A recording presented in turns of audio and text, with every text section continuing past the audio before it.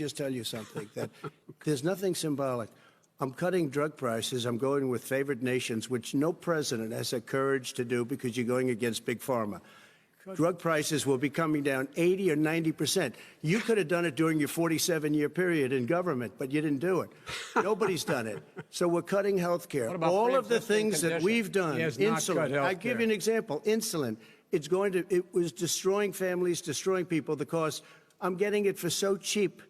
It's like water, you want to know the truth. So cheap. Take a look at all of the drugs what we're doing, prescription drug prices. We're going to allow our governors now to go to other countries to buy drugs because they pay just a tiny fraction. As I say, this is open discussion. No, let me ask you about, this is big stuff. Sir, you'll be happy. I'm about to pick up on one of your points to ask the Vice President, which is he points out that you would like to add a public option to Obamacare, and the argument that he makes and other Republicans make is that that is going to end private insurance. It is and not. Well, if I can ask you the question, it will end. Not what your party says, by the way. It will end private insurance and create a government takeover of health care. It does not. It's only for those people who are so poor they qualify for Medicaid. They can get that free in most states, except governors who want to deny people who are poor Medicaid. Anyone who qualifies for Medicare Medicaid would automatically be enrolled in the public option. The vast majority of the American people would still not be in that option, number one. Joe, you agreed with Bernie Sanders, who's far left, on the manifesto, we call it, and that gives you socialized medicine. Look, hey, are you saying I'm not going to listen to him. The fact of the matter is, I beat Bernie Sanders. Not by much. I beat him a whole hell of a lot. I'm here standing facing you, old buddy. Pocahontas would have left 2 days early. You would have lost every primary. All he knows how to do is Super Tuesday. You got very lucky. Here's the deal. I got very lucky. I'm going to get very lucky tonight as well. And tonight I'm going to make sure, because here's the deal. Here's the deal. The fact is that everything he's saying so far is simply a lie. I'm not here to call out his lies. Everybody knows he's a liar. But you I just want to make sure. Joe, you're the liar. I want to make sure. You graduated last in your class, not first in your class. I want to make sure. Mr. President, can you let him finish, sir? No, he doesn't know how to do that. He has, surprised. You picked You'd be surprised. the wrong guy, the wrong night at the wrong time. Listen, you agreed with Bernie Sanders to the manifesto. The whole idea. Let him. There is no manifesto, number Please one. let him speak, Mr. Number President. two. You just lost the left. Number two. You just lost the left. You agreed with Bernie Sanders on a plan. Folks, absolutely folks, do you have any idea what this clown's doing? They call it Mr. Do you have any idea? socialized medicine. Mr. Well, President. I tell you what, he is not for any help for people needing health care. Because he, in fact, already has cost 10 million people their health care that they had from their employers because of his recession. Number one. Number two, there are 20 million people getting health care through Obamacare now that he wants to take it away. He won't ever look you in the eye and say that's what he wants to do. Take it away. No, I want to give them better health care at a much lower price because by the way, Obamacare he doesn't is know no how. good. He doesn't know how I've to do already that. fixed it. He has never offered a plan. Fixed it to an extent. He has never done a single as you might thing. know, but probably don't. Gentlemen, you realize if you're both speaking at the same time, and it's too expensive. Let the president. Go ahead, sir. Obamacare is no good. We made it better, and I had a choice to make very early on. We took away the individual mandate. We guarantee pre-existing conditions, but took away the individual mandate. Listen, this is the way it is. And that destroyed, they shouldn't even call it Obamacare. Then I had a choice to make. Do I let my people run it really well or badly? If I run it badly, they'll probably blame him, but they'll blame me. But more importantly, I want to help people, okay? I said, you got to run it so well. That's what he's and known I just for. had a meeting with them. They said, the problem is no matter how well you run Obamacare, it's a disaster. It's too expensive. Premiums are too high, and it doesn't work. So we do want to get rid of it. Chris, we want to get rid of it. I understand it, sir, but I have to give you roughly equal time. Please let the Vice President talk. Good. He has no plan for health care. Of course we do. Please. He sends out wishful thinking. He has executive orders that have no power. He hasn't lowered drug costs for anybody. He's been promising a health care plan since he got elected. He has none, like almost everything else he talks about. He does not have a plan. He doesn't have a plan. And the fact is, this man doesn't know what he's talking about. All right. I have one final question for you, Sure. Mr. Vice President. If Senate Republicans, we were talking originally about the Supreme Court here, if Senate Republicans go ahead and confirm Justice Barrett, there has been talk about ending the filibuster or even packing the court, adding to the 9 justices there. You call this a distraction by the president, but in fact it wasn't brought up by the president. It was brought up by some of your Democratic colleagues in the Congress. So my question to you is, you have refused in the past to talk about it. Are you willing to tell the American people tonight whether or not you will support either ending the filibuster or packing the court? Whatever position I take on that, that'll become the issue. The issue is the American people should speak. You should go out and vote. You're in voting now. Vote and let your senators know how strongly you feel. Vote now. Are you going to pack the Make court? sure you, in fact, let people know He doesn't want to you're a answer the senator. question. I'm not going to answer the question Why because wouldn't you answer that because question? the question you want to put is a lot of the new question Supreme Court is justice, the radical question, left. Will you shut up, man? Listen, who is on your list, Joe? This Who's is on your so list? right. Gentlemen, I think we've ended this. He's going to pack the court. We have not going to give a list. We have ended this segment. We're going to move on to the second segment. That was really a productive segment, wasn't it? Keep yapping, man. The people understand, Joe. They sure do. 47 years you've done nothing. They understand. All right. The second subject is COVID-19, which is an awfully serious subject, so let's try to be serious about it. We have had more than 7 million cases of coronavirus in the United States, and more than 200,000 people have died. Even after we produce a vaccine, experts say that it could be months or even years before we come back to anything approaching normal. My question for both of you is, based on what you have said and done so far and what you have said you would do starting in 2021, why should the American people trust you more than your opponent to deal with this public health crisis going forward? In this case, the question goes to you first, sir. 2 minutes uninterrupted. Good luck. 200,000 dead. As you said, over 7 million infected in the United States. We, in fact, have 4% of the world's population, 20% of the deaths. 40,000 people a day are contracting COVID. In addition to that, about between 750 and 1,000 people a day are dying. When he was presented with that number, he said, it is what it is. Well, it is what it is because you are who you are. That's why it is. The president has no plan. He hasn't laid out anything. He knew all the way back in February how serious this crisis was. He knew it was a deadly disease. What did he do? He's on tape as acknowledging he knew it. He said he didn't tell us or give people a warning of it because he didn't want to panic the American people. You don't panic. He panicked. In addition to that, what did he do? He went in and we were insisting that the Chinese, the people we had on the ground in China should be able to go to Wuhan and determine for themselves how dangerous this was. He did not even ask Xi to do that. He told us what a great job Xi was doing. He said we owe him a debt of gratitude for being so transparent with us. And what did he do then? He then did nothing. He waited and waited and waited. He still doesn't have a plan. I laid out back in March exactly what we should be doing. And I laid out again in July what we should be doing. We should be providing all the protective gear possible. We should be providing the money the House has passed in order to be able to go out and get people the help they need to keep their businesses open schools. It costs a lot of money. You should get out of your bunker and get out of the sand trap and get in your golf course and go in the Oval Office and bring together the Democrats and Republicans and fund what needs to be done now to save lives. So if we would have listened to you... You have 2 minutes, sir. If we would have listened to you, the country would have been left wide open. Millions of people would have died, not 200,000, and one person is too much. It's China's fault. It should have never happened. They stopped it from going in, but it was China's fault. And by the way, when you talk about numbers, you don't know how many people died in China.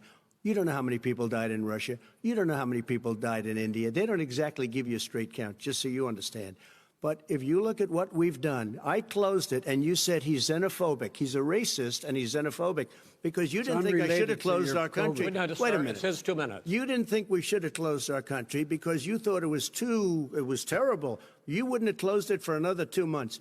By my doing it early, in fact, Dr. Fauci said, President Trump saved thousands of lives. Many of your Democrat governors said, President Trump did a phenomenal job. We worked with the governor. Oh, really? Go take a look.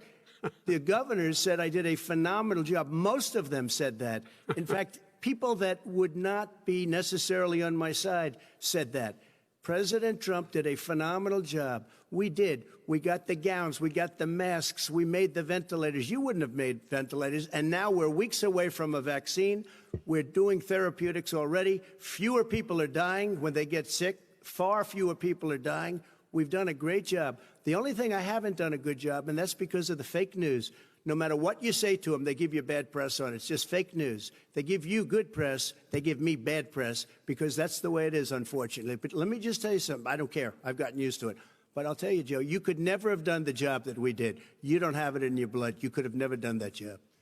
I know how to do the job. I know how to get the job Well, you didn't do very well in swine flu. H1N1, you were a disaster. Your own chief of staff said you were a disaster. 14,000 people died, not 200,000. There was no very- economic recession. Sir, you made a Far point. less there was no lethal recession. disease, You made by a the way. point. Let him answer. And there was we didn't shut down the economy. This is his economy he's shut down. The reason it's shut down is because, look, you folks at home, how many of you got up this morning and had an empty chair at the kitchen table because someone died of COVID? How many of you were in a situation where you lost your mom or dad and you couldn't even speak to them? You had a nurse holding a phone up so you could, in fact, say goodbye. You would have lost far more people. Far more people. And, you would have been and by the way, months late. your own, You were his months behind me, his Joe. own CDC director says we could lose as many as another 200,000 people between now and the end of the year. And he held up, he said, if we just wear a mask, we can save half those numbers, just a mask. And by the way, in terms of the whole notion of a vaccine, we're for a vaccine, but I don't trust him at all, nor do you. I know you don't. What we trust is a scientist. You don't we trust Dr. Johnson Fauci. & Johnson, Pfizer? And Okay, by the way, gentlemen, let me move on to questions about the future because you both have touched on two of the questions I'm going to ask.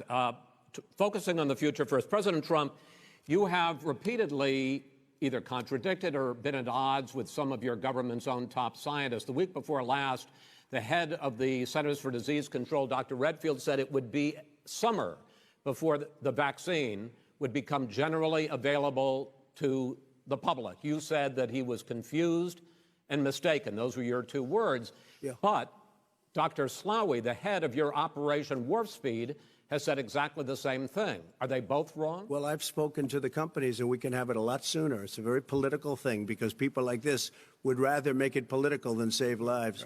It is a very political thing. I've spoken to Pfizer. I've spoken to all of the people that you have to speak to. We have great Moderna, Johnson & Johnson, and others. They can go faster than that by a lot. Become very political because the left, or I don't know if I call them left, I don't know what I call them. So you're suggesting that the head of your Operation Warp Speed, Dr. Slaoui... I disagree with him. Yeah, no, I disagree with both of them. And he didn't say that. He said it could be there, but it could also be much sooner. I had him in my office 2 days ago. He talked about the summer, sir, before it's generally available. Just like He said it's a Redfield. possibility that we'll have the answer before November 1st. It could also I'm be talking after about when it's that. generally available. Not when Well, it'll we're be. going to deliver it right away. We have the military all set up. Logistically, they're all set up. We have our military that delivers soldiers, and they can do 200,000 a day. They're going to be This delivering is the vaccine. same man It's who all told set you up. by Easter this would be gone away. By the warm weather, it'd be gone. Miraculous, like a miracle. And by the way, maybe you could inject some bleach in your arm, and that would take care of it. This is the same That was man. said sarcastically, and you know that. That was said sarcastically. And so here's the deal. This man is talking about a vaccine. Every serious company is talking about maybe having a vaccine done by the end of the year. But the distribution of that vaccine will not occur until sometime beginning or the middle of next year to get it out, if we get the vaccine. And pray God we will. Pray God we will. Mr. Vice President, I want to pick up, though, You'll have on the that. vaccine I sooner want to than pick that. up on this question, though. You say the public can trust the scientists, but they can't trust President Trump. In fact, you said that again tonight. Your running mate, Senator Harris, goes further, saying the public health experts, quote, will be muzzled, will be suppressed. Given the fact that polls already show that people are concerned about the vaccine and are reluctant to take it, are you and your running mate, Senator Harris, contributing to that fear? No more than the question you just asked him. You pointed out. He puts pressure. and disagrees with his own scientists. But you're saying you can't, or Senator And- Harris is saying you no, can't trust the scientists. No, you can trust the scientists. She didn't say that. You can't trust She said the public health Did say experts, that. quote, will be muzzled, will be Yes. suppressed. Well, that's what he's going to try to do. But there's millions of scientists, there's thousands of scientists out there, like here at this great hospital, that don't work for him. Their job doesn't depend on him. That's not. They're the people. And by I the way, spoke to the and Fauci, scientists that are in and charge. By the way, they will have and the vaccine very soon. Let him finish. do you believe for a moment what he's telling you in light of all the lies he's told you about the whole issue relating to COVID? He still hasn't even acknowledged that he knew this was happening, knew how dangerous it was going to be back in February, and he didn't even tell you. He's on record as saying it. He panicked or he just looked at the stock market, one of the two, because guess what? A lot of people died, and a lot more are going to die unless he gets a lot smarter, a lot quicker. So- Mr. President? Did you use the word smart? So you said you went to Delaware State, but you forgot the name of your college. You didn't go to Delaware State. You graduated either the lowest or almost the lowest in your class. Don't ever use the word smart with me. Don't ever use that word. Oh, give me a break. Because you know what? There's nothing smart about you, Joe. 47 years you've done nothing. let's have this debate. And if We'll you see would have who's had, let me just tell you something, Joe. No, if you would have had the charge of what I was put through, I had to close the greatest economy in the history of our country. And by the way, now it's being built again. see, and he's it's We're going to going get up to the fast. economy in the next segment, sir. Okay. It's going up fast. I look Okay. forward to talking. When it comes to how the virus has been handled so far, the two of you have taken very different approaches, and this is going to affect how the virus is handled going forward by whichever of you ends up becoming the next president. I want to quickly go through several of those. Reopenings. Vice President Biden, you have been much more reluctant than President Trump about reopening the economy and schools. Why, sir?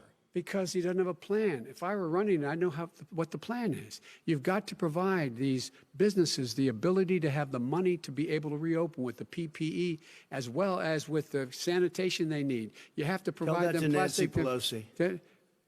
Well, he's just shush for a minute. Tell it to Nancy Pelosi. And Schumer, by the Brian way, Chuck. Nancy Pelosi and Schumer, they have a plan. He won't even meet with them. The Republicans won't meet with him in the Okay. Senate. But- And he sits on his golf course. And I mean, literally, think about it. You probably play think more than about I it. do, Joe. What about this question of reopenings and the fact Well, he wants to shut down this country, and I want to keep it open. And we You did a ju- great he just thing by admitted shutting he it shut down. it down. Wait a minute, Let Joe. him Let me finish, shut sir. you down for a second, Joe, just for 1 second. He wants to shut down the country. We just went through it. We had to because we didn't know anything about the disease. Now we found that elderly people with heart problems and diabetes and different problems are very, very vulnerable. We learned a lot. Young children aren't. Even younger people aren't. We've learned a lot. But he wants to shut it down.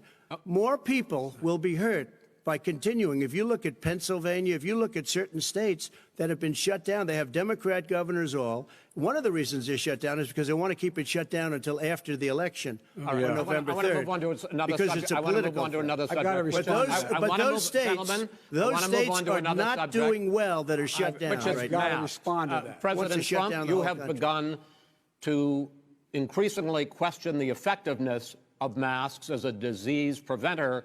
And in fact, recently you have cited the issue of waiters touching their masks and touching plates. Are you questioning No, I think the masks efficacy are of okay. of You have masks? to understand, if you look, I mean, I have a mask right here. I put a mask on, when I think I need it. Tonight, as an example, everybody's had a test, and you've had social distancing and all of the things that you have to. But I Just wear like your masks rallies. when needed. When needed, I wear masks. Okay, let me ask. I don't wear masks like him. Every time you see him, he's got a mask. He could be speaking 200 feet away from it. He shows up with the biggest mask I've ever seen. I will say Vice President Biden, go ahead, sir. Look, the way to open businesses is give them the wherewithal to be able to open. We provided money. The Congress. But I was asking you, sir, about masks. Well, masks make a big difference. His own head of the CDC said if we just wore masks between now, everybody wore masks in social distance between now and January, we'd probably save up to 100,000 lives. It matters. And they've also It said the matters. opposite. They've And also said no, the opposite. no serious person said the opposite. They've no also said, well, look serious all right, I at wanna person. Dr. ask you- Fauci. Dr. Fauci said the He opposite. did not I say want to the ask you, we opposite. got a Said little very bit more than a strongly, minute left in this masks segment. are not good. Then he changed his mind. He said masks are good. I'm wanna okay ask- with masks. I I'm want to not ask you fighting both about masks. one last subject because your different approaches has even affected the way that you have campaigned. President Trump, you're holding large rallies with crowds packed together, thousands of people. Outside. Outside, yes, sir, agreed. Vice President Biden, you are holding much smaller events with Because nobody will show up. people with. Well, it's true. Nobody shows up to his rallies. All right. In any case, why you holding the big rallies? Why you not? You goes first, sir. Because people want to hear what I have to say. I mean, But are you I've not done a worried great about it job spreading as a disease? president, and I'll have 35,000 people show up at airports. We use airports. Are you and not worried hangars, about and we the have a disease lot of issues, people. sir? Well, so far we have had no problem whatsoever. It's outside. That's a big difference, according to the experts. And we do them outside. We have tremendous crowds, as you see. I mean, and literally on 24 hours' notice. And Joe does the circles and has 3 people someplace. Okay. By the way, did you see Go ahead, sir. one of the last big rallies he had? And a reporter came up to him to ask him a question. He said, no, stand back. Put on your mask. Put on a mask. Have you been tested? I'm way far away from those other people. That's what he said. I can't. I'm going to be okay. He's not worried about you. He's not worried about the people out there breathing in one another. We've had no negative cheek to effect. jowl. No negative effect. We've Come had on. no negative effect. And we've had 35, 40,000 All right. people you want at these rallies. just Yes. quickly finish up because I want to move on to our next. Yes, I would. He's been totally irresponsible the way in which he has handled the social distancing and people wearing masks, basically encouraged them not to. All right. He's a fool on this. If you could get the crowds, you would have done the same thing. But you can't. Nobody cares. Gentlemen, can we move on Nobody to the cares. gentlemen? Can we move on to the economy? Yes. The economy is, I think it's fair to say, recovering faster than expected from the shutdown. Much faster. In the second quarter, the unemployment rate fell to 8.4% last month. The Federal Reserve says the hit to growth, which is going to be there, is not going to be nearly as big as they had expected. President Trump, you say we are in a V-shaped recovery. Vice President Biden, you say it's more of a K-shape. What difference does that mean to the American people in terms of the economy? President Trump, in this segment, you go first. So we built the greatest economy in history. We closed it down because of the China plague. When the plague came in, we closed it down, which was very hard psychologically to do. He didn't think we should close it down, and he was wrong. And again, 2 million people would be dead now instead of still 204,000 people is too much. One person is too much. Should have never happened from China. But what happened is we closed it down, and now we're reopening, and we're doing record business. We had 10.4 million people in a 4-month period that we've put back into the workforce. That's a record the likes of which nobody's ever seen before. And he wants to close down he will shut it down again. He will destroy this country. You know, a lot of people, between drugs and alcohol and depression, when you start shutting it down, you take a look at what's happening in some of your Democrat-run states where they have these tough shutdowns. And I'm telling you, it's because they don't want to open it. One of them came out last week. You saw that. Oh, we're going to open up on November 9th. Why November 9th? Because it's after the election. They think they're hurting us by keeping them closed. They're hurting people. People know what to do. They can social distance. They can wash their hands. They can wear masks. They can do whatever they want. But they got to open these states up. When you look at North Carolina, when you look, and these governors are under siege, Pennsylvania, Michigan, and a couple of others, you got to open these states up. It's not fair. You're talking about almost, it's like being in prison. And you look at what's going on with divorce, look at what's going on with alcoholism and drugs. It's a very, very sad thing. And he'll close down the whole country. This guy will close down the whole country and destroy our country. Our country is coming back incredibly well, setting records as it does it. We don't need somebody to come in and say, let's shut it down. All right. Your 2 minutes, sir. We're now moved to you. As I said, posing the question, the president says it's a V-shaped recovery. You say it's a K-shaped recovery. What's the difference? The difference is millionaires and billionaires like him in the middle of the COVID crisis have done very well. Billionaires have made another $300 billion because of his profligate tax proposal, and he only focused on the market. But you folks at home, You folks living in Scranton and Claymont and all the small towns and working class towns in America, how well are you doing? This guy paid a total of $750 in taxes. Sir, wait, no, sir, it's just wrong yeah, I understand. You've agreed to the 2 minutes, so please let him have it. Do I get my time back? The fact is that he has, in fact, worked on this in a way that he's going to be the first president of the United States to leave office having fewer jobs in his administration than when he became president. Fewer jobs than when he became president. First one in American history. Secondly, the people who have lost their jobs are those people who have been on the front lines, those people who have been saving our lives, those people who have been out there dying, people who've been putting themselves in the way to make sure that we could all try to make it. And the idea that he is insisting that we go forward and open when you have almost half the states in America with a significant increase in COVID deaths and COVID cases in the United States of America. And he wants to open it up more. Why does he want to open it up? Why doesn't he take care of the American? You can't fix the economy until you fix the COVID crisis. And he has no intention of doing anything about making it better for you all at home in terms of your health and your safety. Schools. Why aren't schools open? Because it costs a lot of money to open them safely. You know, they were going to give, his administration was going to give the teachers and school students masks. And then they decided, no, couldn't do that because it's not a national emergency. Not a national emergency. They've done nothing to help small businesses. Nothing. They're closing. 1 in 6 is now gone. He ought to get on the job and take care of the needs of the American people so we can open safely. All right. Your time is up, sir. Well, we are going to get to... I have to respond to that. Well, you both had 2 minutes, sir.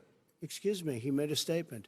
So did you. People want their schools, people want their schools open. They don't want to be shut down. They don't want their state shut down. They want their restaurants. I look at New York. It's so sad what's happening in New York. It's almost like a ghost town, and I'm not sure it can ever recover what they've done in New York. People want their places open. They want to get back to their lives. They'll be careful, but they want their schools open. Okay. I'm the one that brought back football. By the way, I brought back Big Ten football. It was me, and I'm very happy to do it. And all right, people of Ohio are very proud of me. And you know how I found out? When he took gentlemen, a phony we're going to ad. get to your economic plans going forward in a moment. But first, Mr. President, as you well know, there's a new report that in 2016, the year you were elected president, and 2017, your first year as president, that you paid $750 a year in federal income tax each of those years. I know that you pay a lot of other taxes, but I'm asking you the specific question. Is it true that you paid $750 in federal income taxes each of those 2 years? I paid millions of dollars in taxes, millions of dollars of income tax. And let me just tell you, there was a story in one of the papers. I paid $38 million 1 year. I paid $27 million. Show us your tax 1 year. returns. I went. You'll see it as soon as it's finished. You'll see it. You know, if you want to go to the Board of Elections. There's a 118-page or so report that says everything I have, every bank I have, I'm totally under-leveraged because the assets are extremely good, and I built Sir, a great company. I'm asking you a specific question, which is... But let me tell you... I understand all of that. Release your I tax understand return. all of that. But No, Mr. President. Go ahead. I'm asking you a question. Will you tell us how much you paid in federal income taxes in 2016 and 2017? Millions of dollars. You paid millions of dollars? Millions of dollars. So yes. not 750? Millions of dollars, and you'll get to see it. And you'll get to see it. But let me just tell you, Chris, let me just tell you something, that it was the tax laws. I don't want to pay tax. Before I came here, I was a private developer. I was a private business people. Like every other private person, unless they're stupid, they go through the laws, and that's what it is. He passed a tax bill that gave us all these privileges for depreciation and for tax credits. We build a building and we get tax credits, like the hotel on Pennsylvania Avenue. You get a massive, which, by the way, was given to me by the Obama administration, if you can believe that. Now, the man got fired right after that happened. But Vice President Biden, you want to respond? Yeah, I do want to respond. Look, the tax code that made him, put him in a position that he pays less tax than a school teacher on the money a school teacher makes, is because of him he says he's smart because he can take advantage of the tax code. And he does take advantage of the tax code. That's why I'm going to eliminate the Trump tax cuts. And I'm going to eliminate those tax cuts. and make sure that we invest in the people who, in fact, need the help. People out there need help. But why didn't you do it over the last 25 years? Because you weren't Why didn't you do it over Because the you last weren't 25 president years? screwing No, things no. up. You were a senator. And You're by the way, worst you were a president vice- America has ever had. Hey, Come Joe, on. let me just tell you, Joe. I've done more in 47 months. I've done more than you've done in 47 years, Joe. We've done things that you never even thought of doing, Okay, including gentlemen. fixing the broken military that you gave me, including taking care of your vets. Mr. President, we're talking about the economy. I'd like to ask you about your plans going forward because, Mr. Vice President, your economic plan, if you were to be elected president, focuses a lot on big government, big taxes, big spending. I want to focus first on the taxes. You propose more than $4 trillion over a decade in new taxes on individuals making more than $400,000 a year and on corporations. President Trump says that that kind of an increase in taxes is going to hurt the economy as it's just coming out of a recession. Well, just take a look at what is the analysis done by Wall Street firms. Points out that my economic plan would create 7 million more jobs than his in 4 years, number one. And number two, it would create an additional $1 trillion in economic growth because it would be about buying American. That we're going to make this federal government spend $600 billion a year on everything from ships to steel to buildings and the like. And under my proposal, we're going to make sure that every penny of that has to be made by a company. But respectfully, sir, I'm talking about taxes, not spending. By the way, I'm going to eliminate a significant number of the tax. I'm going to make the corporate tax 28%. It shouldn't be 21%. You have 91 companies, in the Fortune 500 who don't pay a single penny in tax, making billions of dollars. Why didn't you do it before when you were vice president with Obama? Because you, in fact, passed that.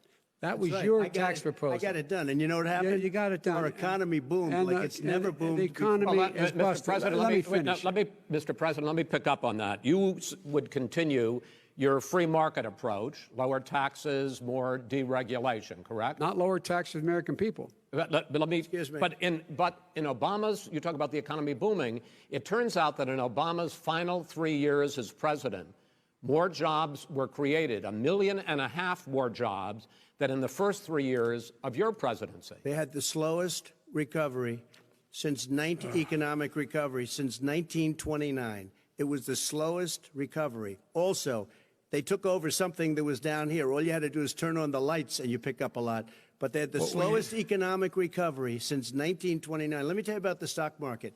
When the stock market goes up, that means jobs. It also means 401ks. If you got in, if you ever became president with your ideas, you want to terminate my taxes, I'll tell you what, you'll lose half of the companies that have poured in here will leave, and plenty of companies that are already here, they'll leave for other places. They will leave, and you will have a depression, the likes of which you've never seen. Look, Mr. we Vice inherited the worst recession short of a depression in American history. I was asked to bring it back. We were able to have an economic recovery that created the jobs you're talking about. We handed him a booming economy. He blew it. It wasn't booming. booming. He blew it. It wasn't booming. It was the weakest recovery since 1929. Is it fair to say he blew it when, in fact, when there was record low unemployment before COVID? Yeah, but because what he did, even before COVID, manufacturing went in the hole. Manufacturing went in the hole. Excuse me, one. Chris. Wait. Number two. Chris. Number three. They said it would take. No, you were number two. No. Chris. They said it would take a miracle to bring back manufacturing. I brought back 700,000 jobs. They brought back nothing. They gave up on manufacturing. Part of my standard fare. I'm the guy that brought back the automobile industry. All right, let him. We brought back. I was asked to bring back Chrysler and General Motors. We brought them back right here in the state of Ohio and Michigan. He blew it. They're gone. He blew it. And in fact, they're going. Ohio had the best year it's ever had last year. Michigan had the best year they've ever had. That is not Many true. car companies came in from Germany, from Japan, went to Michigan, went to Ohio. They're not having and they didn't come in with you. Mr. Vice President, go ahead. And so you take a look at what he's actually done. He's done very little. His trade deals are the same way. He talks about these great trade deals. You know, he talks about the art of the deal. China's perfected the art of the steal. We have a higher deficit with China now than we did before. We have the highest trade deficit China with ate Mexico. your lunch, down All right, gentlemen, 18%. China ate your lunch, Joe, and no wonder your son goes in and he takes out billions of dollars, to manage. He makes millions of dollars. And also, Simply while we're not at it, true. why is it, just out of curiosity, the mayor of Moscow's wife gave your son $3.5 million? What did he do to deserve it? What did he do with Burisma to deserve $183,000? None You've of asked that your is question, true. let him answer. None of that is true. Oh, really? He didn't get But no, $3.5 hey, million? Mr. President, It's Mr. totally- President, please. You've Totally asked the question. discredited. Totally discredited. And by the way, Well, wait, he didn't get No, no. $3.5 million, Joe? Mr. Vice, He got Mr. $3.5 President, million. that is not true. Oh, really? Mr. Oh. President, But, it's an open discussion, please. Now, It's a fact. Well, It you is have not a raised an fact. issue. Let the It's been Vice totally President answer. discredited. Did There was a Burisma pay him report. $183,000 a month with no experience in energy? Mr. Look, President, no job. my son did nothing wrong at Burisma. I think he and did. Mr. the only President, guy that let did him something- answer. He doesn't want to let me answer because he knows I have the truth. His position has been totally, thoroughly discredited. who? in The Ukraine. media? By everybody. Well, by the By the media, media, by our because they refuse to allies, by talk the about it World because they're Bank, embarrassed. by everyone has discredited. Matter of fact, even Mr. the people President, who please stop. testified under oath. So let me under ask you oath, this, under- Joe. under No, no, oath. go ahead, Mr. I'm listening to Even the you. people under He got $3.5 he million from testified- Moscow. He testified under oath in his administration, said, I did my job and I did it very well. Oh, I really? did it I'd like to honorably. know who they are. Well, I'll give you the list I'll of the fire people who them. testified. No, go ahead, sir. Sure, you've already fired most of them because they did a Some good because job. some people don't do well, a good here's job. With you, Go they ahead. say- You get here's the wait a deal. minute. You get the final word, Mr. Well, it's hard to get any word in with this clown. Excuse me. Hey, let me just say, Joe. No. I'm Mr. President. I'm $3.5 Mr. million, President. Joe. That is simply Why did not he true. deserve $3.5 million It from did- Moscow? Look, here's the deal. We want to talk about families and ethics. I don't want to do that.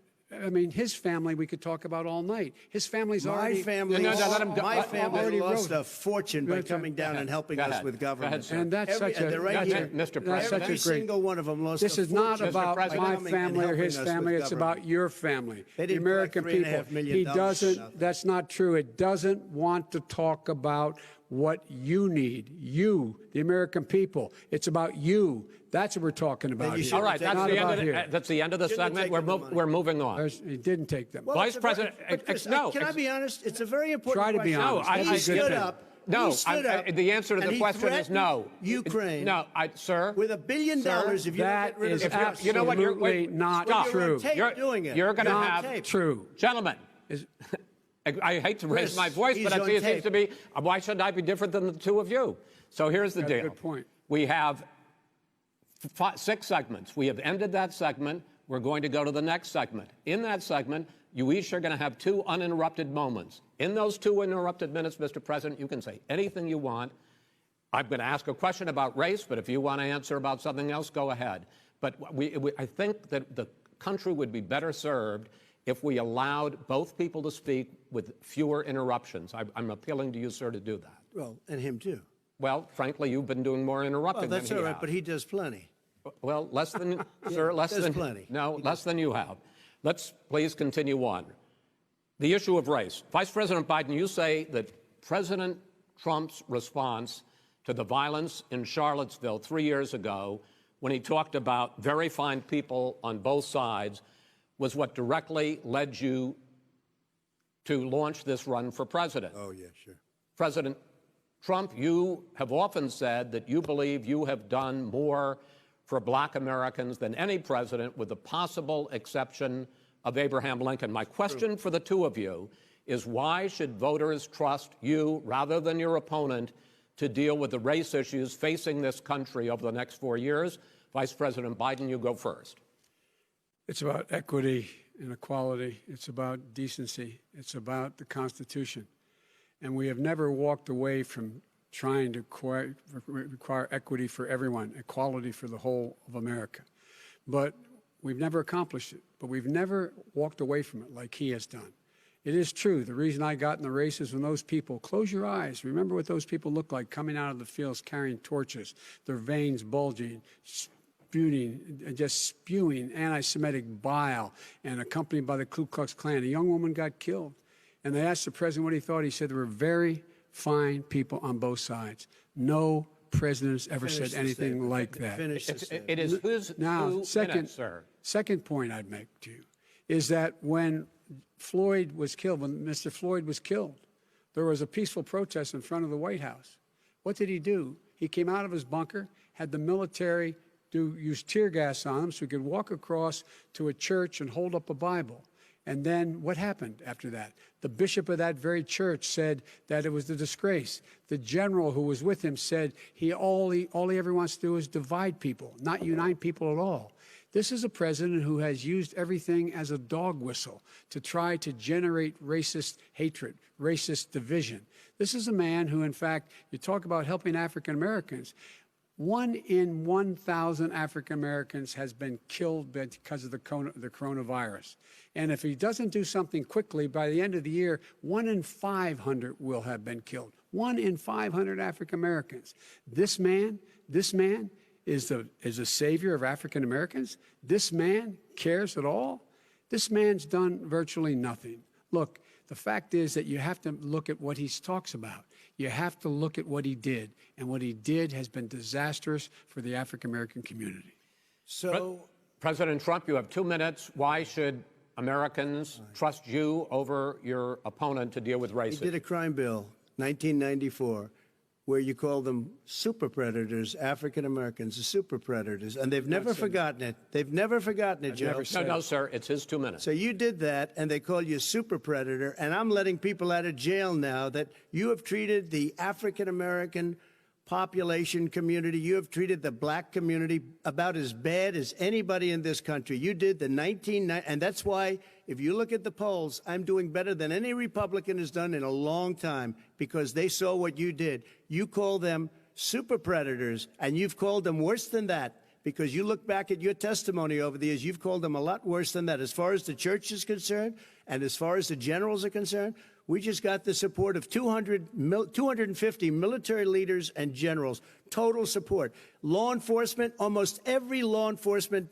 group in the United States. I have Florida, I have Texas, I have Ohio, I have Portland. The sheriff just came out today and he said, I support President Trump. I don't think you have any law enforcement. You can't even say the word law enforcement, because if you say those words, you're going to lose all of your radical left supporters. And why aren't you saying those words, Joe? Why don't you say the words law enforcement? Because you know what? If they called us in Portland, we would put out that fire in a half an hour, but they won't do it because they're run by radical left Democrats. If you look at Chicago, if you look at any place you want to look, Seattle, they heard we were coming in the following day, and they put up their hands, and we got back Seattle. Minneapolis, we got it back, Joe, because we believe in law and order, but you don't. The top 10 cities and just about the top 40 cities are run by Democrats and, in many cases, radical left. And they've got you wrapped around their finger, Joe, to a point where you don't want to say anything about law and order. And I'll tell you what, the people of this country want and demand law and order, and you're afraid to even say it. All right. I want to return to the question of race. Vice President Biden, after the grand jury in the Breonna Taylor case decided not to charge any of the police with homicide, you said it raises the question, quote, whether justice could be equally applied in America. Do you believe that there is a separate but unequal system of justice for blacks in this country? Yes, there is. There's systemic injustice in this country, in education and work and in law enforcement and the way in which it's enforced. But look, the vast majority of police officers are good, decent, honorable men and women. They risk their lives every day to take care of us. But there are some bad apples. And when they occur, when they find them, they have to be sorted out. They have to be held accountable. They have to be held accountable. And what I'm going to do as President of the United States is call together an entire group of people at the White House, well, everything from the civil rights groups to the police officers, to the police chiefs, and we're going to work this out. We're going to work this out. So we change the way in which we have more transparency in when these things happen. These cops aren't happy to see what happened to George Floyd. These cops aren't happy to see what happened to Breonna Taylor. Most don't like it. But we have to have a system where people are held accountable. And by the way, violence in response is never appropriate.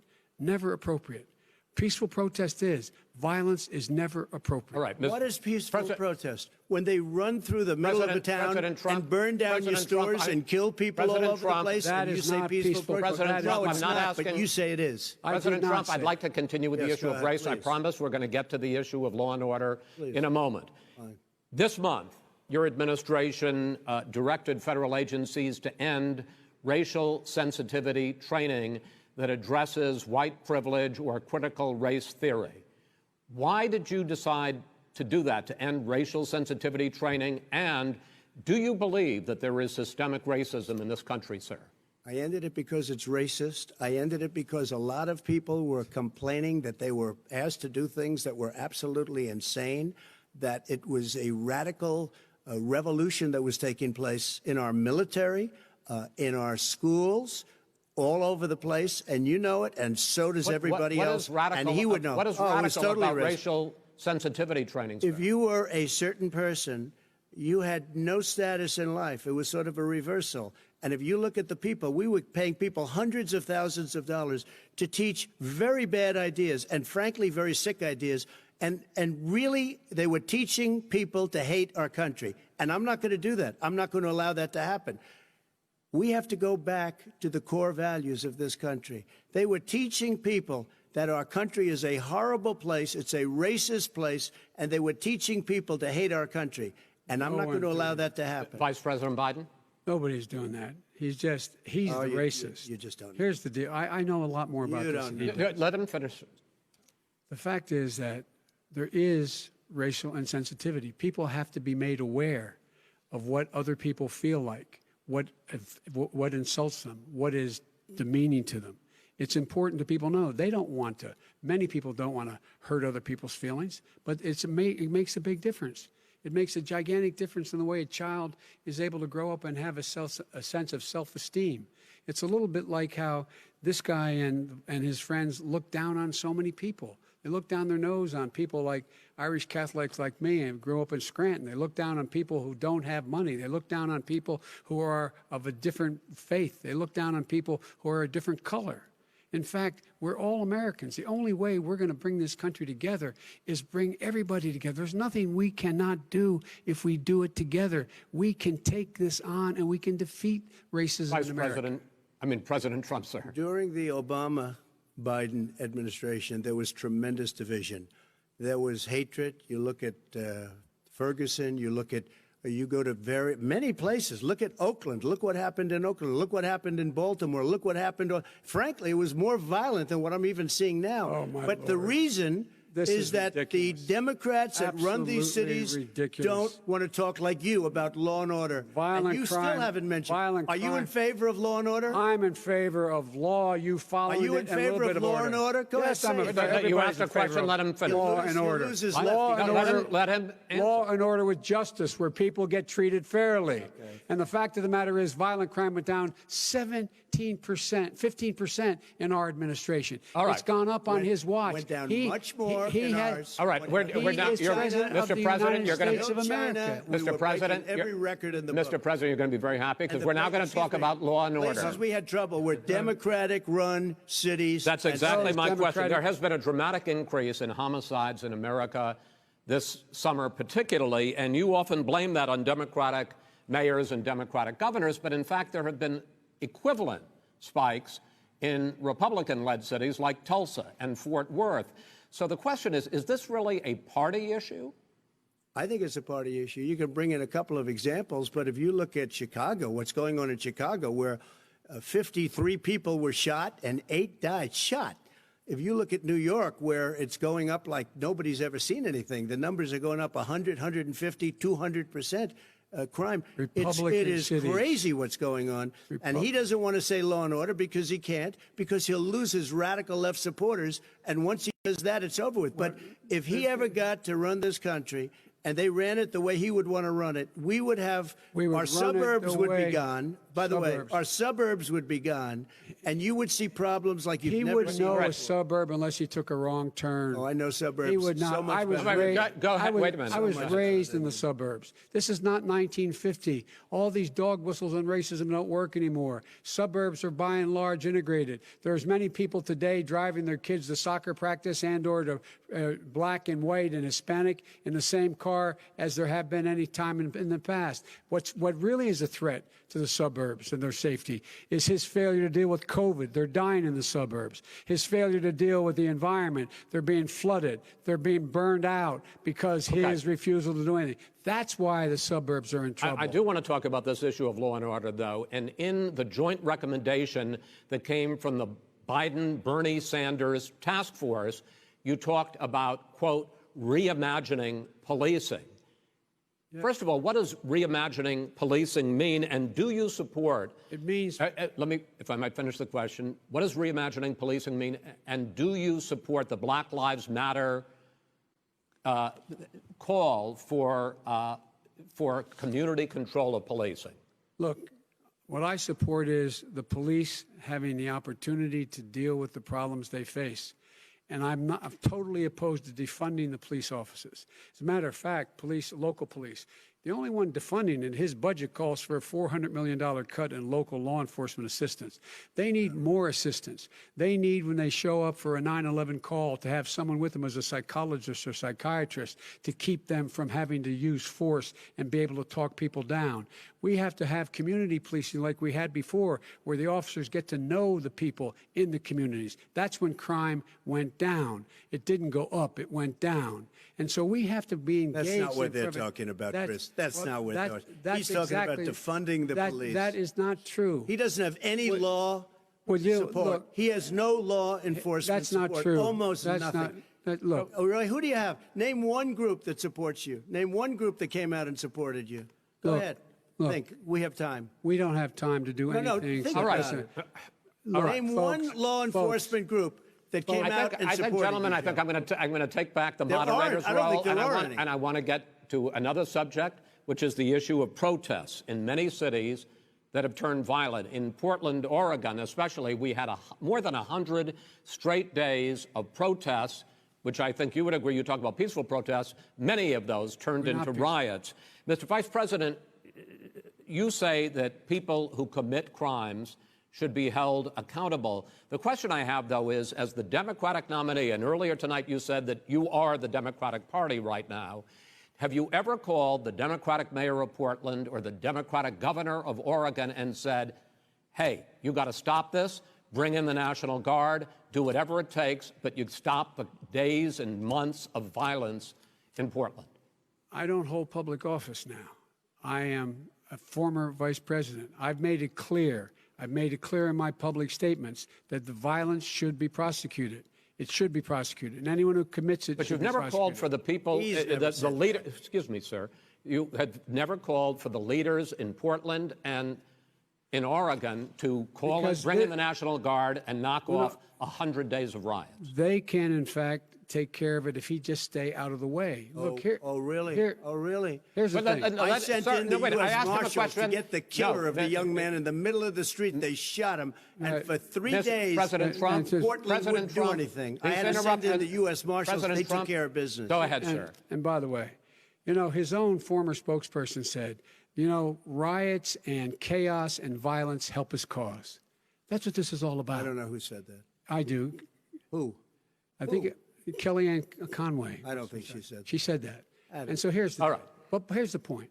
Go ahead, The point sir. is that that's what he is, keeps trying to rile everything up. He doesn't want to calm things down. Instead of going in and talking to people and saying, let's get everybody together, figure out how to deal with this. What's he do? He just pours gasoline in the fire constantly, every single solitary Okay, time. and to end this, button up this segment, I'm going to give you a minute to answer, sir. You have repeatedly Well, wait, criticized. I have to answer his No, statement. you have His repeatedly. statement. Wait, you have just one no. second. You've been talking He back made and a forth. statement. I'm asking you. I would no, love to you know, end it. sir. I would love to end it, and you know, we if you would want to very- switch seats, We would very quickly. We could do that, but I'd send in the National Guard, it would be over. There'd be no problem. Okay, But they good. don't want to accept the National Guard. You have repeatedly criticized the vice president for not specifically calling out Antifa and other left-wing That's right. extremist groups. But are you willing tonight to condemn white supremacists and militia groups and to say that they need to stand down and not add to the violence in a number of these cities, as we saw in Kenosha and as we've seen in Portland? Sure, Are you I'm willing prepared to do that, specifically but do it? Well, I go would ahead, say, sir. I would say almost everything I see is from the left wing, not from the right wing. So what are you saying? I'm willing to do anything. I want to see Well, peace. then do it, sir. Say it. Do it. Say it. Do you want to call them? What do you want to call them? Give me a name. Give me a White name. Go ahead. supremacists Who and would white you like me to supremacists. condemn? White Proud Boys. supremacists and right Proud militia. Boys, stand back and stand by. But I'll tell you what.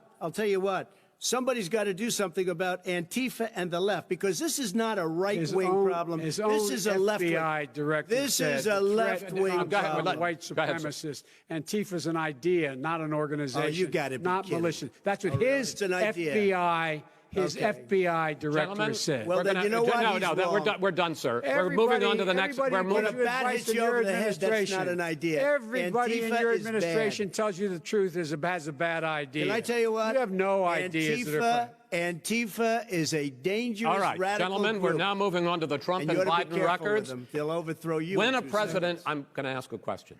When the president seeks a second term, it is generally a referendum on his record.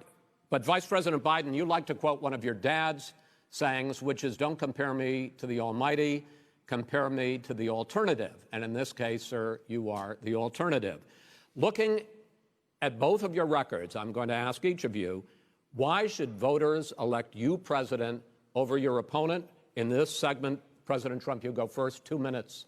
Because there has never been an administration or president who has done more than I've done in a period of 3.5 years. And that's despite the impeachment hoax. And you saw what happened today with Hillary Clinton, where it was a whole big con job. But despite going through all of these things, where I had to fight both flanks and behind me and above, there has never been an administration that's done what I've done. The greatest, before COVID came in, the greatest economy in history, lowest unemployment numbers. Everything was good. Everything was going. And by the way, there was unity going to happen. People were calling me for the first time in years. They were calling and they were saying, it's time maybe. And then what happened? We got hit, but now we're building it back up again. A rebuilding of the military, including Space Force and all of the other things. A fixing of the VA, which was a mess under him. 308,000 people died because they didn't have proper health care. It was a mess. And we now got a 91% approval rating at the VA, our vets. We take care of our vets. But we've rebuilt our military. The job that we've done, and I'll tell you something, some people say maybe the most important. By the end of the first term, I'll have approximately 300 federal judges and Court of Appeals judges, 300, and hopefully 3 great Supreme Court justices. That is a record, the likes of which very few people, and you know one of the reasons I'll have so many judges? Because President Obama and him left me 128 judges to fill. When you leave office, you don't leave any judges. That's like, you just don't do that. They left 128 openings, and if I were a member of his party, because they have a little different philosophy, I'd say if you left us 128 openings, you can't be a good president, you can't be a good vice president. But I want to thank you because it gives us almost, it'll probably be above that number by the end of this term. 300 judges, it's a record. Looking at both your records, why should voters elect you president as opposed to President Trump? You have 2 minutes uninterrupted. Under this president, we become weaker, sicker, poorer, more divided, and more violent. When I was vice president, we inherited a recession. I was asked to fix it. I did. We left him a booming economy, and he caused the recession. With regard to being weaker, the fact is that I've gone head-to-head with Putin and made it clear to him we're not going to take any of his stuff. He's Putin's puppy. He still refuses to even say anything to Putin about the bounty on the heads of American soldiers. Your son got $3.5 million. And by the way, my son... Wait a minute. Mr. President, your campaign agreed to both sides would get 2-minute answers uninterrupted. Well, your side agreed to it, and why don't you observe what your campaign agreed to as a ground rule, okay, sir? He never keeps his word. Can you add No, back no, He's I'm a not person asking. that's That not was a yelling rhetorical at the question. Can you Go add ahead, back sir. 30 seconds? Yeah, Because- yes, okay. you may have. All right. Go ahead. So, thirdly, we're poor. The billionaires have gotten much more wealthy by a tune of over $300 to $400 billion more just since COVID. You in the home, you got less. You're in more trouble than you were before. In terms of being more violent, when we were in office, there were 15% less violence in America than there is today. He's president of the United States. It's on his watch. And with regard to more divided, the nation can't stay divided. We can't be this way. And speaking of my son, the way you talk about the military, the way you talk about them being losers and being and just being suckers. My son was in Iraq. He spent a year there. He got the Bronze Star. He got the Conspicuous Service Medal. He was not a loser. He was a patriot, and the people left behind there were heroes. Really? And I resent. Are you talking like about hell. Hunter? Are you talking about I'm talking about my son, Bo Biden. You're talking about. I don't know Bo. I know Hunter. Yeah, you Hunter know got Bo. Hunter got thrown out of the military. He was thrown out, dishonorably discharged. That's not true. He For wasn't dishonorably cocaine discharged. use. And he didn't have a job until you became vice president. And once you None of became that vice is president, true. he made a fortune in Ukraine, in China, in Moscow, That is simply and various not other places. true. He My made a son, fortune. my son, And he didn't have a job. My son, like a lot of people we know at home, had a drug problem. He's overtaken it. He's fixed it. He's worked on it, and I'm proud of him. But why was he proud of given my tens son. of millions All of right. But he dollars? wasn't given All right. tens of millions He was of dollars. given That tens is of totally, millions of that's been dollars. totally President Trump, discredited. we've already been Totally discredited. We've already been through this. I think the American people would rather hear about more substantial So do I. subjects. Well, you know, as the moderator, sir, I'm going to make I know, a but when judgment somebody call here. gets $3.5 million Okay, great. from the Let's mayor talk of about- Moscow, let's talk That is about- not I think true. it's a terrible That thing. report is totally Why did he get discredited. it? I Mitt think, Romney on that committee said it wasn't worth taxpayers' money, that report. It was written for political reasons. you know, I'd like to talk about climate change. So would I. Okay. The forest fires in the West are raging now. They have burned millions of acres. They have displaced hundreds of thousands of people. When state officials there blame the fires on climate change, Mr. President, you said, I don't think the science knows. Over your 4 years, you have pulled the U.S. out of the Paris Climate Accord. You have rolled back a number of Obama environmental records. What do you believe about the science of climate change? And what will you do in the next 4 years to confront it? I want crystal clean water and air. I want beautiful, clean air. We have now the lowest carbon. If you look at our numbers right now, we are doing phenomenally. But I haven't destroyed our businesses. Our businesses aren't put out of commission. If you look at the Paris Accord, it was a disaster from our standpoint. And people are actually very happy about what's going on because our businesses are doing well. As far as the fires are concerned, you need forest management in addition to everything else.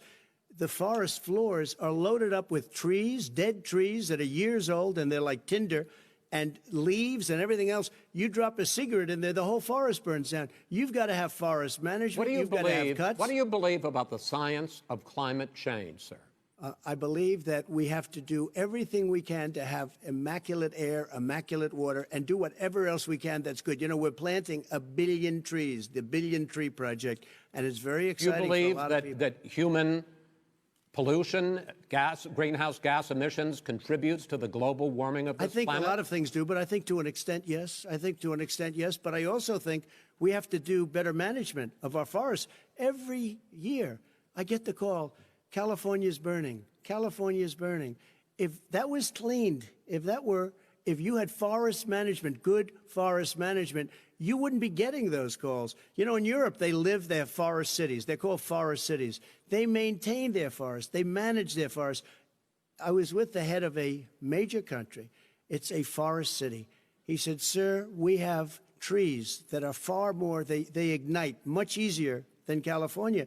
There shouldn't be that problem. I spoke with the governor about it. I'm getting along very well with the governor. But I said, you know, at some point, you can't every year have hundreds of thousands of acres of land just burned to the ground. But, sir, That's burning down because of a lack of But, management. sir, if you believe in the science of climate change, why have you rolled back the Obama Clean Power Plan, which limited carbon emissions in power plants? Why have you relaxed? Because it was driving energy prices through the sky. Why have you relaxed fuel economy standards that are going to create more pollution from cars Well, and not trucks? really, because what's happening is the car is much less expensive and it's a much safer car, and you're talking about a tiny difference. And then what would happen, because of the cost of the car, you would have at least double and triple the number of cars purchased. We have the old slugs out there that are 10, 12 years old. If you did that, the car would be safer. It would be much cheaper by But in $3,500. the case of California, they've simply No, but you ignored would take a lot of your cars rollback. off the market because people would be able to afford a car.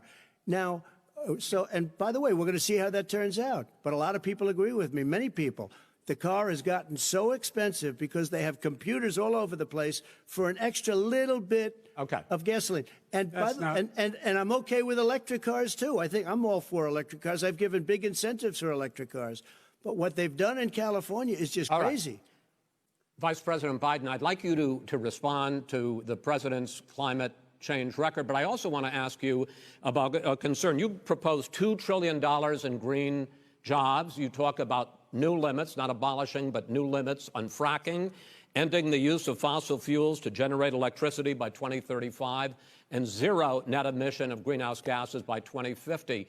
The president says a lot of these things would tank the economy and cost millions of jobs. He's absolutely wrong, number one. Number two, if in fact, during our administration, the Recovery Act, I was in charge, able to bring down the cost of renewable energy to cheaper than or as cheap as coal and gas and oil.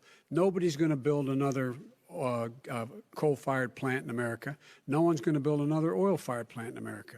They're going to move to renewable energy, number one.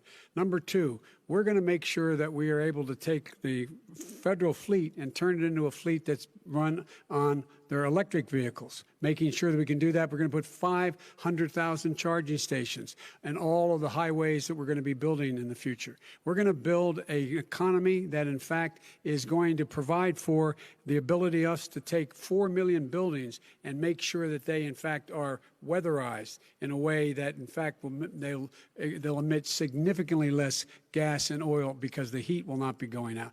There's so many things that we can do now to create thousands and thousands of jobs. We can get to net zero in terms of energy production by 2035.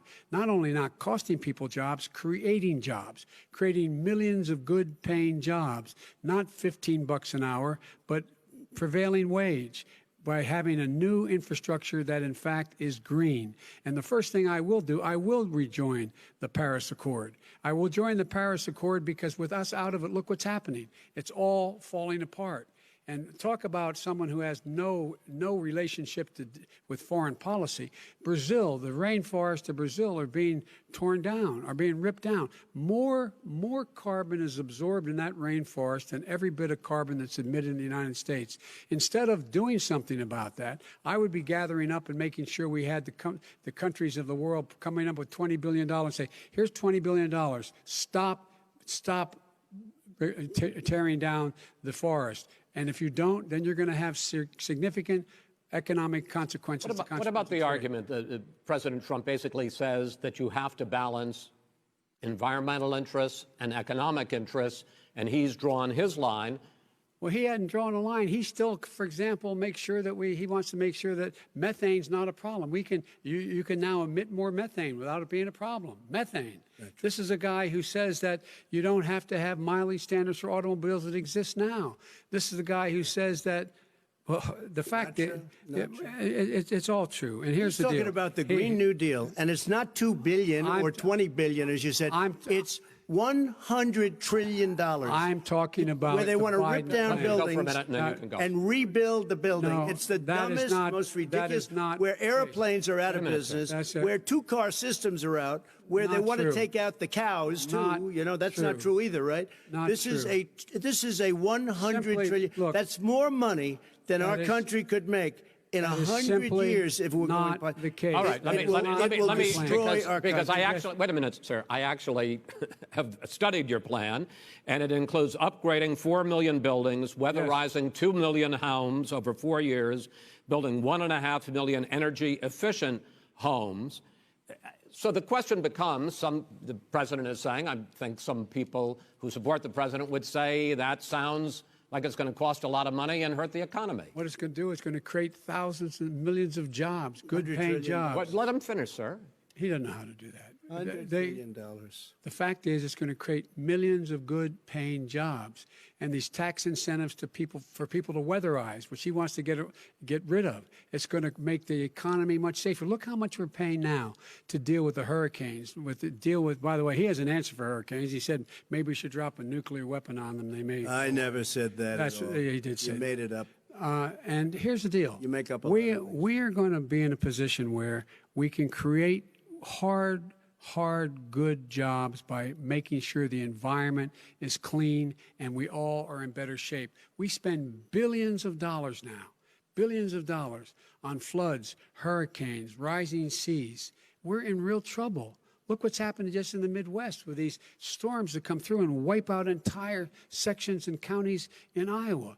That didn't happen before. They're because of global warming. We make up 15% of the world's problem.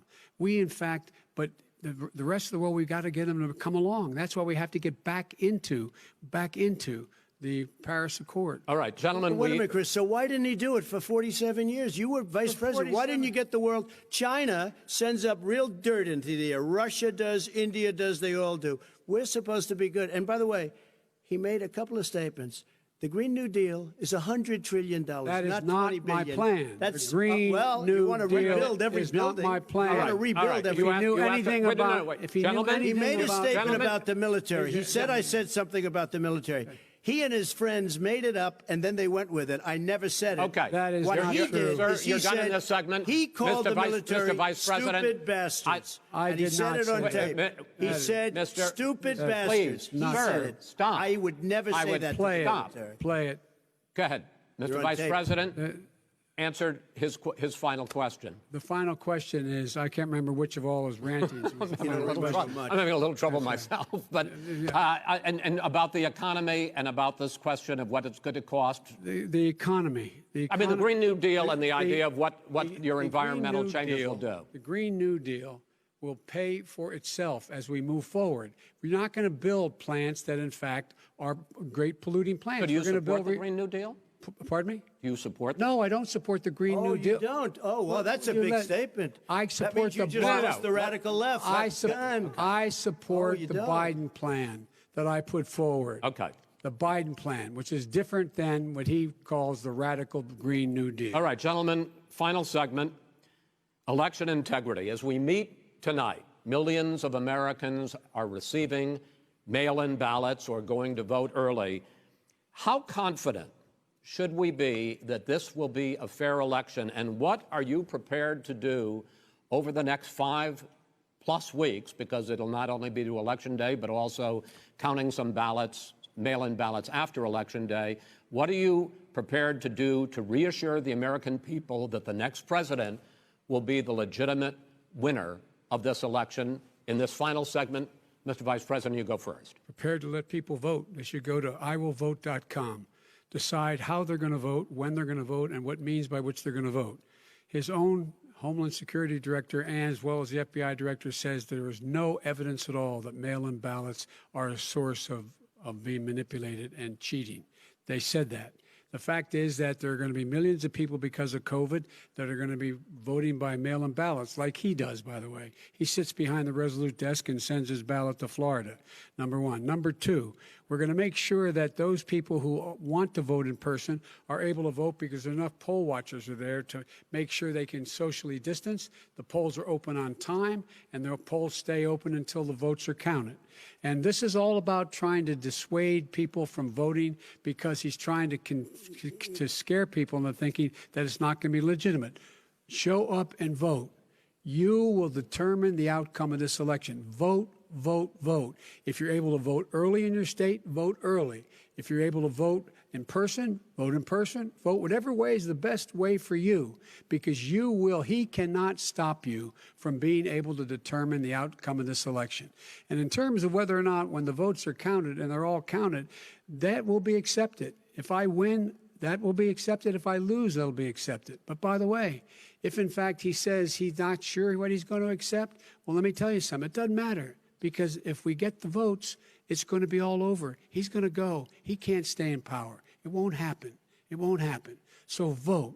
Just make sure you understand you have it in your control to determine what this country is going to look like the next 4 years. Is it going to change, or are you going to get 4 more years of these lies? Mr. President, 2 minutes. So when I listened to Joe talking about a transition, there's been no transition from when I won. I won that election. And if you look at crooked Hillary Clinton, if you look at all of the different people, there was no transition, because they came after me trying to do a coup. They came after me spying on my campaign. They started from the day I won, and even before I won, from the day I came down the escalator with our First Lady. They were a disaster. They were a disgrace to our country. And we've caught them. We've caught them all. We've got it all on tape. We've caught them all. And by the way, you gave the idea for the Logan Act against General Flynn. You better take a look at that, because we caught you in a sense. And President Obama was sitting in the office. He knew about it, too. So don't tell me about a free transition. As far as the ballots are concerned, it's a disaster. A solicited ballot, okay, solicited is okay. You're soliciting, you're asking, they send it back, you send it back. I did that. If you have an unsolicited, they're sending millions of ballots all over the country. There's fraud. They found them in creeks. They found some with the name Trump, just happened to have the name Trump just the other day in a waste paper basket. They're being sent all over the place. They sent 2 in a Democrat area. They sent out 1,000 ballots. Everybody got 2 ballots. This is going to be a fraud like you've never seen. The other thing, it's nice on November 3rd, you're watching and you see who won the election. And I think we're going to do well, because people are really happy with the job we've done. But you know what? We won't know. We might not know for months, because these ballots are going to be all over. Take a look at what happened in Manhattan. Take a look at what happened in New Jersey. Take a look at what happened in Virginia and other places. They're not losing 2%, 1%, which, by the way, is too much. An election could be won or lost with that. They're losing 30 and 40%. It's a fraud, and it's a shame. And can you imagine where they say you have to have your ballot in by November 10th? November 10th. That means that's 7 days after the election, in theory, should have been announced. Okay. We have major states with that, sir, all run by Democrats. 2 minutes is 2 minutes. All run by Democrats. It's President Trump, it's a rigged election. you're going to be able to continue. You have been charging for months that mail-in balloting is going to be a disaster. You say it's rigged, that it's going to lead to fraud. But in 2018, in the last midterm election, 31 million people voted mail-in voting. That was a quarter, more than a quarter, of all the voters that year cast their ballots by mail. Now that millions of mail-in ballots have gone out, what are you going to do about it? And are you counting on the Supreme Court, including a Justice Barrett, to settle any dispute? Yeah, I think I'm counting on them to look at the ballots, definitely. I hope we don't need them in terms of the election itself. But for the ballots, I think so.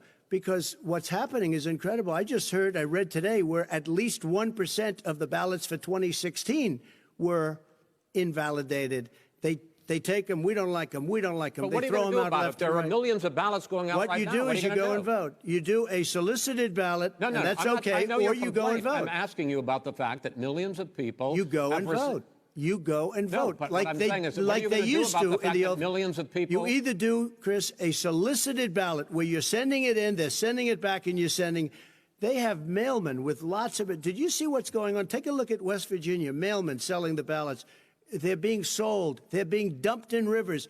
This is a horrible thing for our country. This is not going to end well. There is no this is not going to end well. 5 states have had mail-in ballots for the last decade or more. 5, including 2 Republican states.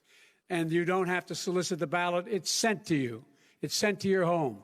What they're saying is that it has to be a postmark by the time by Election Day. If it doesn't get in till the 7th, 8th, 9th, it still should be counted. He's just afraid of counting the votes because he knows You're the wrong. outcome. You're wrong. I want to continue with you on this, Vice President Biden. Chris, he's so wrong when he makes a statement no, like that. Excuse me, Vice President Biden, the biggest problem, in fact, over the years with mail-in voting has not been fraud historically. It has been that sizable numbers, sometimes hundreds of thousands of ballots are thrown out because they have not been properly filled out, or there is some other irregularity, or they missed the deadline. So the question I have is, are you concerned that the Supreme Court with a Justice Barrett will settle any dispute? I'm concerned that any court would settle this because here's the deal. When you get a ballot and you fill it out, you're supposed to have an affidavit. If you didn't know, you have someone say that this is me. You should be able to, if in fact you can verify that's you before the ballot is thrown out, that's sufficient to be able to count the ballot because someone made a mistake and not dotting the correct I. Who they voted for, testify, say who they voted for, say it's you. That is totally legitimate. All right. Excuse me, Chris, when you have 80 million ballots, Gentlemen, I have a final Senate question. and swamping the system, you know it can't be done. You know it can't, and already there's been so fraud. now Mail service delivers wait a minute, gentlemen. And the 185 final million question pieces of mail a is: day. in 8 states, we can keep talking. In 8 states, election workers are prohibited, currently by law, 8 states, from even beginning to process ballots, even take them out of the envelopes and flatten them until Election Day. That means that it's likely, because there's going to be a huge increase in mail-in balloting, that we are not going to know on election night who the winner is, that it could be days, it could be weeks. Could be months. Until we find out who the new president is. So first for you, sir, finally for the Vice President, I hope neither of you will interrupt the other. Will you urge your supporters to stay calm during this extended period, not to engage in any civil unrest? And will you pledge tonight that you will not declare victory until the election has been independently certified? President Trump, you go first. I'm urging my supporters to go into the polls and watch very carefully, because that's what has to happen. I am urging them to do it. As you know, today there was a big problem. In Philadelphia, they went in to watch. They were called poll watchers, a very safe, very nice thing. They were thrown out. They weren't allowed to watch. You know why? Because bad things happen in Philadelphia, bad things. And I am urging my people. I hope it's going to be a fair election. If it's a fair election, I am 100% on board. But if I see tens of thousands of ballots being manipulated, I can't go along with that. And I'll tell you what, does that from mean, a common sense, does that mean you're going to tell your people to take to the street? It means you have a fraudulent election. You're sending out 80 million ballots. They're not equipped to. These people aren't equipped to handle it. Number one. Number two, they cheat. They cheat. Hey, they found ballots in a waste paper basket 3 days ago, and they all had the name military ballots. They were military. They all had the name Trump on them. Vice President you think Biden, that's good? Vice President Biden, final question for you. Will you urge your supporters to stay calm while the vote is counted, and will you pledge not to declare victory until the election is independently certified? Yes, and here's the deal. We count the ballots, as you pointed out. Some of these ballots in some states can't even be opened until Election Day. And if there's thousands of ballots, it's going to take time to do it. And by the way, our military, they've been voting by ballots since the end of the Civil War, in effect. And that's what's going to happen. Why was it not? Why is it for them somehow not fraudulent? It's the same process. It's honest. No one has established at all that there is fraud related to mail-in ballots, that somehow it's a fraudulent process. It's already been established. Take a look at Carolyn Maloney's race. I asked you had an opportunity to respond. Look at Carolyn Maloney. Go ahead. They have no idea what happened. Vice President Biden, go ahead. He has no idea what he's talking about. Here's the deal. The fact is, I will accept it, and he will too. You know why? Because once the winner is declared, after all the ballots are counted, all the votes are counted, that'll be the end of it. That'll be the end of it. And if it's me, in fact, fine. If it's not me, I'll support the outcome. And I'll be a president not just for the Democrats. I'll be a president for Democrats and Republicans. And this guy, I want to see an honest ballot count. Gentlemen, you say that's the end of it? This is the end of this debate? Honest ballot count. We're going to leave it there. To be continued as in more debates as we go on. President Trump, Vice President Biden, it's been an interesting hour and a half. I want to thank you both for participating in the first of 3 debates that you have agreed to engage in. We want to thank Case Western Reserve University and the Cleveland Clinic for hosting this event. The next debate, sponsored by the Commission on Presidential Debates, will be 1 week from tomorrow, October 7th, at the University of Utah in Salt Lake City. The 2 vice presidential nominees, Vice President Mike Pence and Senator Kamala Harris, will debate at 9 p.m. Eastern that night. We hope you watch. Until then, thank you and good night.